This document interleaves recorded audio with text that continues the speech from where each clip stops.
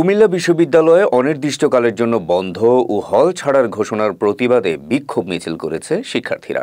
বুধবার দুপুরে কুবির বিভিন্ন হল থেকে শিক্ষার্থীরা বের হয়ে একটি প্রতিবাদ মিছিল বের করে প্রশাসনিক ভবনের সামনে জড়ো হয়ে বিক্ষোভ করে।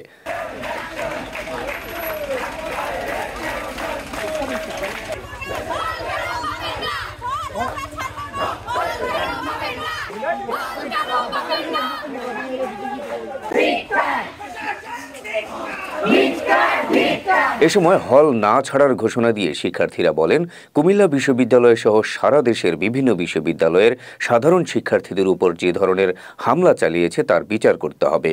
বিশ্ববিদ্যালয় ও হলগুলো রাজনৈতিক মুক্ত পরিবেশ তৈরি করতে হবে, হল খোলার নোটিশ লাগাতে হবে, হলের শিক্ষার্থীদের নিরাপত্তা নিশ্চিত করতে হবে।